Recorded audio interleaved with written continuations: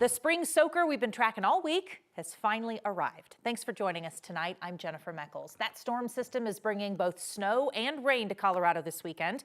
Our cameras captured some of the rain rolling in this afternoon over Horsetooth Reservoir. Gray skies over the entire lake. Eventually, though, that rain turned into hail in some areas. Here's some video one of our team members sent into the newsroom from the Boulder area about 5 o'clock today. Hail was also reported in Aurora and Centennial. Let's bring in now meteorologist Corey Reppenhagen. You guys said this was coming. We got through round one. Now we're in round two. Yeah, and the Front Range is just absolutely getting soaked right now. We could even get more rain tonight than we saw in the first wave, getting close to 2 inches of rain in some areas. Here's a shot of Denver just getting wiped out by heavy rain at the moment here. You can see that on the radar. These are the heavier showers here in the orange and yellow. That moved through the northern part of the metro, and it keeps filling in behind that, and it'll keep doing that until about 1 o'clock in the morning.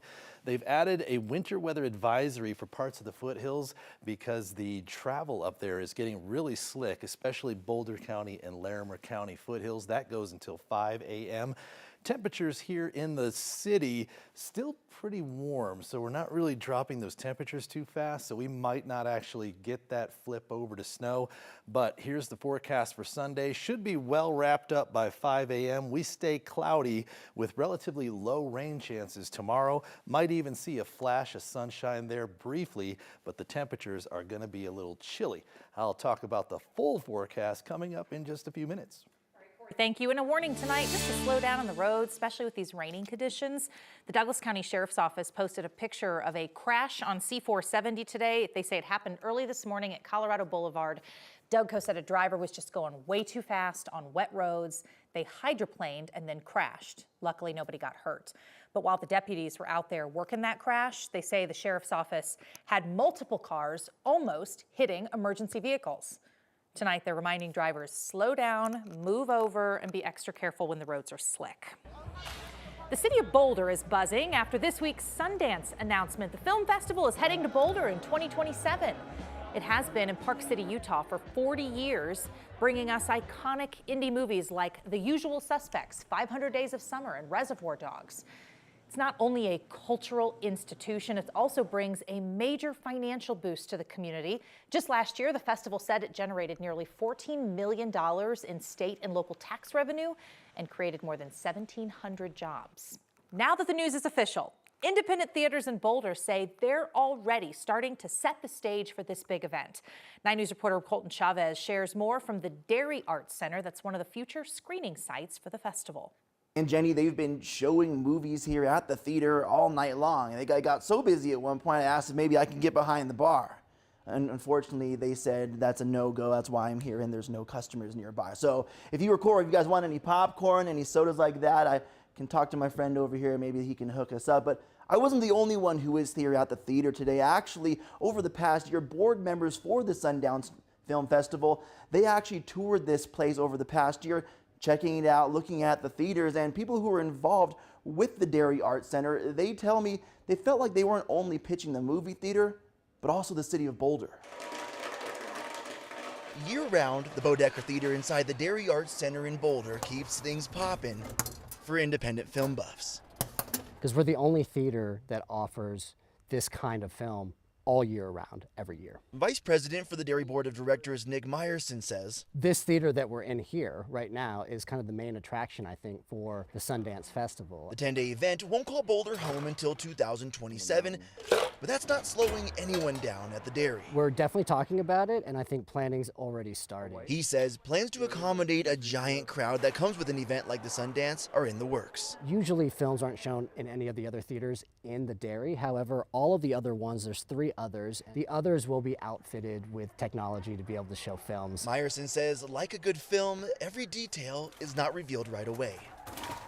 I don't think we quite know what it will look like. It's going to be exciting, and the opportunity is going to be immense. A chance to continue supporting the independent film industry after the pandemic left so many private theaters struggling. Well, there was nothing more devastating for arts when you can't come to see the art, right? Meyerson says the Sundance Film Festival brings with it a new dawn for the industry in Boulder. The Sundance Institute is very interested in partnering with the dairy and other institutes in the area beyond just the festival, but to bring a lot of their initiatives here to Boulder.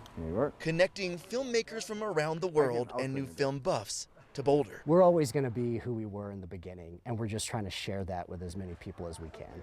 And as a reminder, there will still be one more year for the festival out in Park City, Utah, and then it'll make its way over here to Colorado. And well, the Sundance Film Festival Institute, they said online that they chose Boulder because it had a lot of similarities when it comes to the culture related to Park City, Utah.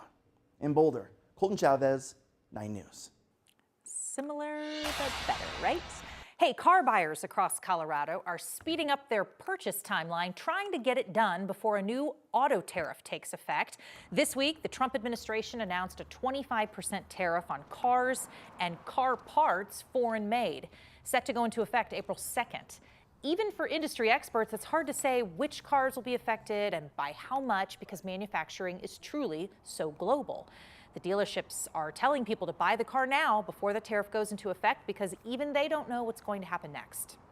Even some of the cars that you think are American made might have elements of the production process that happen overseas, and even cars that you think are, German or Japanese have some elements that happen here. I would say this, it is complicated. Experts say that over time, as car parts start to make their way to the States, these costs might come down, but also they say the tariff structure could change. So truly, they will not know how this plays out until it actually does. There were more than 200 planned protests around the U.S. today in what organizers are calling the Tesla takedown. Hundreds of people spotted at showrooms all around the world saying that they're targeting Tesla because of CEO Elon Musk and his role as head of the Department of Government Efficiency, which has raised anger and concern now following all the cuts to the federal workforce. What I'm seeing is a lot of people are losing their jobs. I'm originally from Washington, D.C., and it's sad to see people's homes listed on Redfin on my email on a daily basis. And, what are people supposed to do? Protest organizers say they're trying to disrupt Tesla's financial standing, urging people to sell off their Teslas, dump the stock, and join protests at dealerships to try to lower Musk's influence. These protests follow another round of federal budget cuts. This time, layoffs at the U.S. Institute of Peace. Sources tell CNN that most of the workers at that agency received termination letters just last night. They say those letters claim the firings went into effect immediately and that their medical benefits would end Monday. The institute was founded during the Reagan administration. It promotes research, policy analysis, education, and training on international peace and conflict resolution.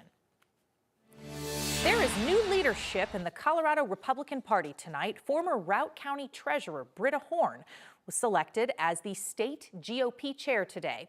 Horn promised to bring a different direction than the now former chair, Dave Williams, who in recent years moved the Colorado GOP even further right.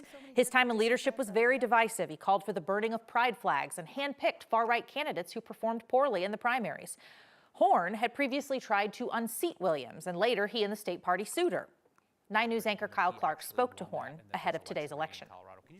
You've been right in the middle of the Colorado Republican Party's infighting over the last couple of years. You were a leader of the failed effort to get rid of the current state party chairman. Now you present yourself as the unity candidate for the party. How can you lead the resistance one day and then be the unity person the next? I don't think it was ever a resistance. I think it was a whole bunch of 150 people that saw the bylaws. We wanted to exercise the bylaws, see what they meant, and see how they worked. I looked underneath the hood. I'm like, there's a lot of pieces that are not in play, and we're not competitive. It's time to be competitive again. A couple things we know about Horn's promised direction. She told us she wants to abandon the Colorado GOP's unprecedented move back in 2024 to endorse in Republican primaries. She says she supports a legal effort to block unaffiliated voters from participating in Republican primaries, but she does not back an effort to shut down the primary and move to an assembly model to block non-Republicans.